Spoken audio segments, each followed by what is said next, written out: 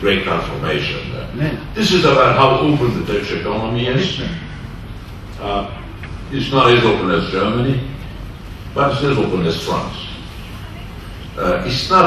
Turkey has never been a big trading nation, export-oriented. Like if you look at the Taiwanese or Thailand, for example, ratio goes to 150%. So Turkey is not a sort of an export machine. More an import machine. Not as much an import machine as Greece maybe, but nevertheless it's going to be export. It's a quite open economy. We still export, given the size of our GDP, trade as much as France, and certainly much more than Brazil or Argentina, even at the favorable position that they found themselves recently. The education, the human capital part, is worth looking at for two reasons. First, Turkey was late in mobilizing for mass education.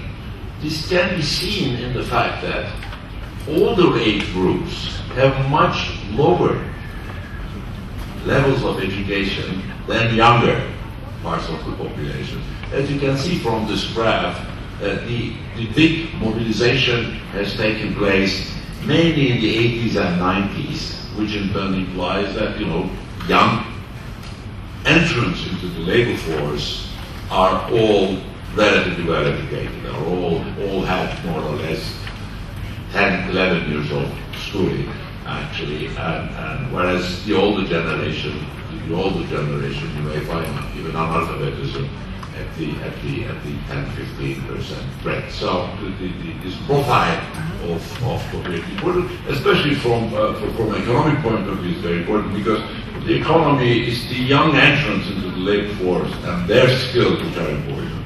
And that Turkey performs quite well, not as well as Greece, but not part of our COVID either.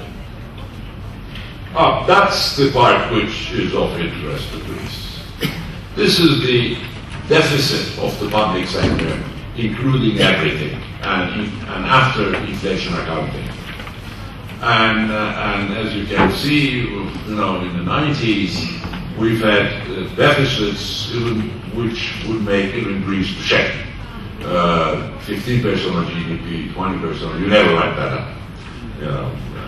Whereas it went up to 8-10% in the crisis. Our record is roughly 20%. That includes bank capitalization. But the key here is to see between 2001 and 2006, from a public deficit of 18% of GDP, Turkey has moved to a surplus of over 6% of GDP. That's a fiscal effort. That's a fiscal sacrifice. That's a fiscal correction. A large part of the miracle is explained by this. You put your fiscal accounts, fiscal balances in order, the rest flows. If you don't, you're going to have problems all around. And this is reflected in public debt ratios. I'm sure most Greeks now are fluent about public debt ratios. You can see them rising up. This is the net figure to 70% in 2001 and rapidly falling below 30% where it is currently. That's below Germany. Germans are meant to be very frugal and small state and whatnot, but that's still below Germany, France, of course. I won't say about Italy. It's still much higher than Norway, but it's very difficult to keep up with the Norwegian wealth fund and whatnot. That was the good side. The bad side of the story, yes, we have many of them common with many countries. There is a corruption, yes, political instability. Well, in the past there was a lot of it. Populism, yes, in the past there was a lot of it, but we've been rid of them recently. The markets are not well regulated. Tax evasion, I'm sure you've heard of that. Is relatively widespread, but these are not unique to Turkey, as you know. Many countries have them. Maybe Finland doesn't, but I usually say that's because Turks have not been up there yet. Wait, because time is all all these problems. So the Turkish problems are not caused by this. Turkey's big problem has been something which the Greeks have not known for quite some time, is inflation. Inflation and resulting from inflation, currency substitution in dollars. That's for all practical purposes. In early 1990s have left their own currency. The TL became a sort of a monopoly money. Dollars and D-marks and euros start circulating in the economy. And that's a disease. It's like the AKAT virus, which killed the economy and convinced the Turks or the government to do something about them. The duality of the economy is also, I didn't have time, but in the longer version, you see, is much more pronounced than in Greece.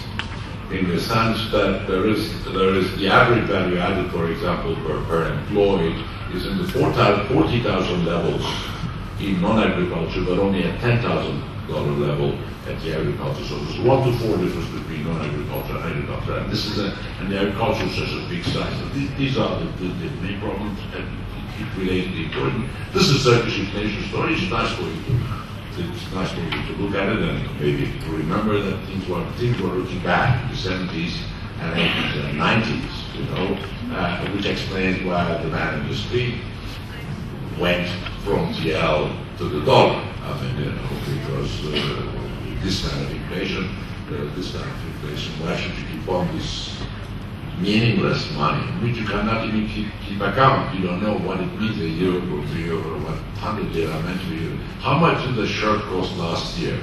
You have no idea. Could have gone half, 1/3, 40%, and you see how it goes down. An issue with agriculture, I'm not going to it, but this is a nice table, is employment. The growth has been generating employment. The last column is probably what is interesting. You see the population goes up in the 6 years by 5 million, labor force goes up by 4 million.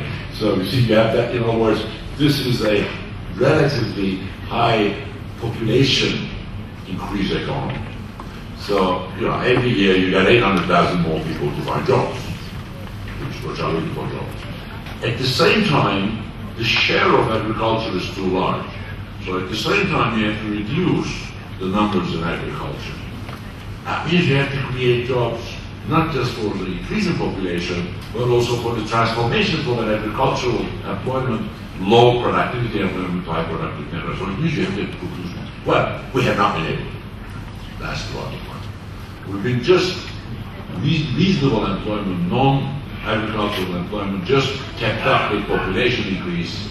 It couldn't even keep up with the population increase, so it implied that the really employment in agriculture has gone up, which is not good. So that's a major weakness with